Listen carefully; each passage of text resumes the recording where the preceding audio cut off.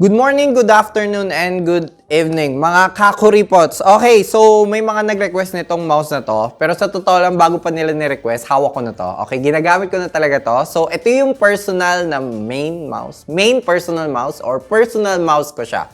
So, sariling pera ko to. I paid for it and I love it. Ewan ko, maganda. Maganda siya. So, ito ang Zhaopin. Zhaopin ba? Zhaopin Z1 Pro. Okay? Egg-shaped na wireless mouse. So, pag open mo ng box, may pouch ka agad. Sa totoo lang, not bad na may pouch siya, pero kailangan ba talaga natin to? Ewan ko. So, next, syempre, nandyan na yung mouse. So, yung binili ko palang variant is yung may bigger battery, kaya solid yung ilalim niya. Kasi yung smaller battery capacity, alam ko, hollow yung ilalim. So, may extra dot skates at skates pa to. Okay? Hindi sila nakontento sa dot skates lang or skates lang. Kailangan dalawa. Grabe sa accessories tong Z1 Pro. USB-A dongle with USB-A to C female adapter. Di ba? May adapter pa. At syempre, braided na USB Type-A to Type-C for wired or charging. May manual rin pala, kaso naka-Chinese, so it won't matter.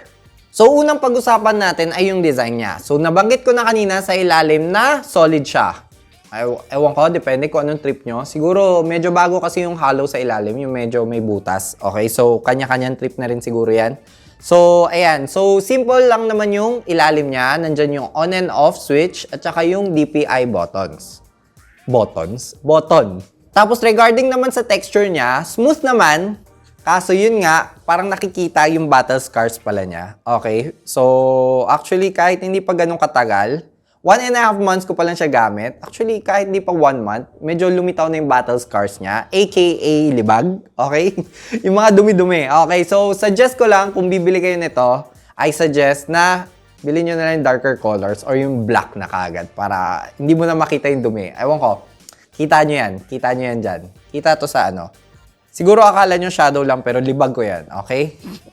So, yung gliders naman niya, sa gamit ko, hindi naman ako nagka-problema. Siguro not the smoothest lang. Not the smoothest, pero wala naman siyang problema. Okay? So, yun lang. Nasasabi ko lang sa inyo kasi may mga nagamit na akong mas smooth pa sa kanya.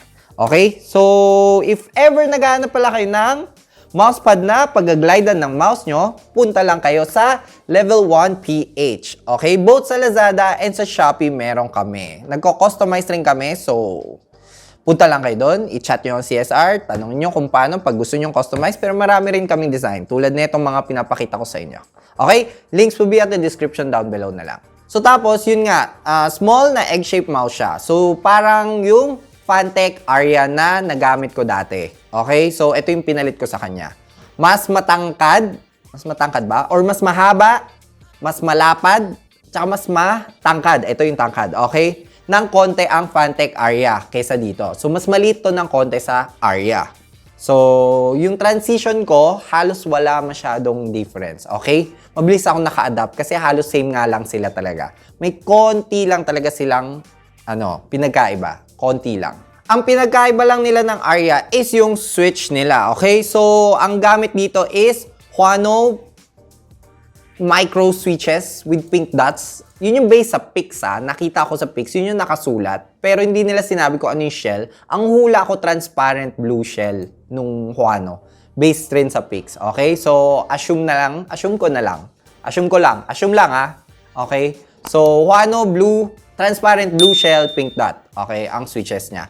So, very spammable. Okay? Napakagaan nitong Huano transparent blue shell, pink dot kumpara sa Kailh GM 8.0 ng Fantech. Okay? Nung unang gamit ko sa kanya, grabe, ang bilis kong magkamali. Ang bilis ko napipindot. Pero, nasanay rin naman ako. So, for me, okay na okay.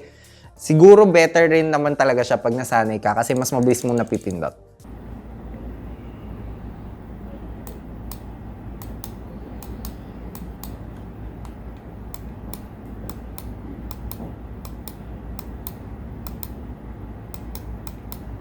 Yung side buttons naman niya, okay na okay rin, hindi lumulubog. O, di ba? Tapos, right amount of force lang for me. Hindi naman siya matigas, okay? Tapos yung TTC, gold encoder niya, okay rin naman siya. Pero feel ko lang mas maganda yung grip nung TTC Gold Encoder ng Fantech Aria. Kasi parang mas mabilis maikot to. Ewan ko, recently rin, di ba may mga mouse na gamit rin ay TTC Gold Encoder. Feel ko mas mabilis na maikot yung ngayon. Konti lang naman ang difference niya sa Fantech Aria, pero parang mas precise pa rin yung sa Fantech Aria. Alam mo yung mas talagang,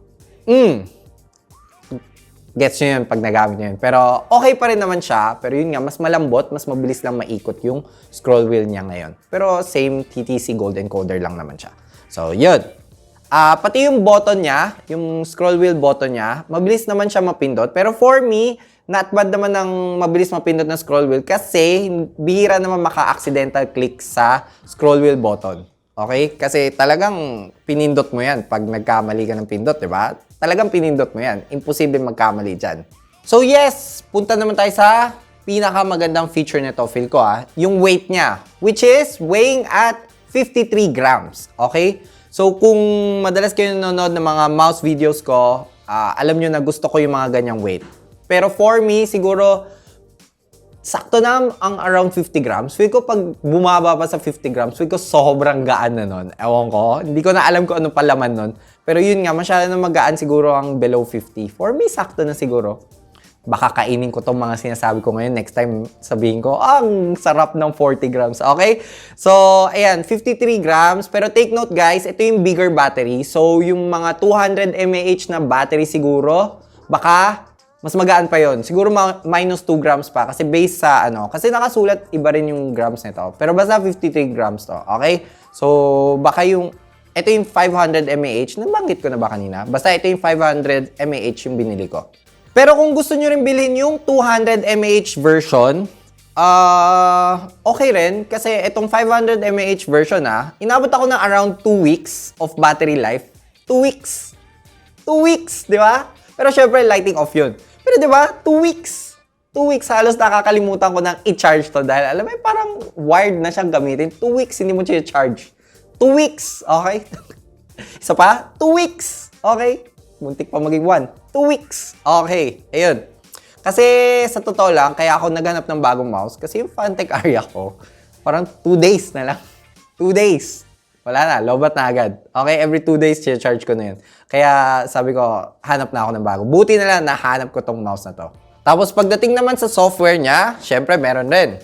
Typical naman, may pang changing ng function ng bawat keys. Hindi pala bawal palitan yung left click.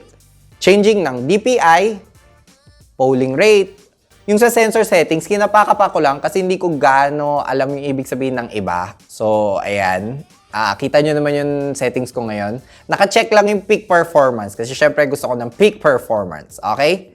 So, may lighting modes rin at syempre yung macro. Singit ko lang rin pala na maganda yung lighting modes niya. Siguro dahil na rin sa translucent shell niya sa ilalim. Ewan ko, nakikita ko lang siya pag pinapalitan ko yung DPI. Pero for me, maganda siya. Pag pinindot ko, syempre, kita mo yung ilalim, di ba? So, okay guys, di ko pala nabanggit yung sensor niya. Nakalimutan ko banggitin. I'm so sorry.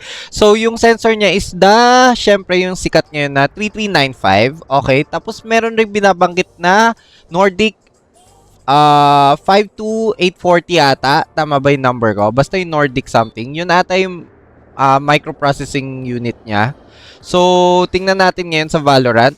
Makikita nyo na isang mabilis na pan. Wala namang problema. Okay? Ayan. Todo effort na yan. Okay? So, walang problema. Very smooth naman siya. So, bakit mo nabibilhin nito? Okay? Ang Zhaopin or Zhaopin nata pag Chinese Z1 Pro. Okay? So, for around 2,300 pesos ata, tapos around minus 200 lang ata yung smaller battery version niya. Kung naghahanap ka ng egg-shaped mouse, for me, go na to. For me, depende kung magtitiwala ka sa akin. Pero, tagal ko nagamit, 1.5 months. Tuwang-tuwa ako. Okay? At saka sikat siya. So, for a reason. Okay? Hindi lang for a reason. For maraming reason. For some reasons. Okay? Go na go to. Okay? So, alam ko in the future, magkaka 4K dongle pa nga siya. Pero weird lang na ginawa nilang in the future pa. At saka ang tagal. Inaabangan ko talaga eh. So, 1.5 months, wala pang balita kung paano bilhin yung 4K dongle niya. Pero kung para sa 1K polling rate niya, okay na rin naman. Hindi na ako magre-reklamo. Smooth naman. Walang problema. Okay? So, wala tayong papasalamatan na nagpadala nito. Tulad ng sinabi ko kanina, pera ko ginamit ko dito. Kaya, mag-like na lang kayo ng video ko. Or bili kayo ng mousepad. Support the channel. Okay? Okay?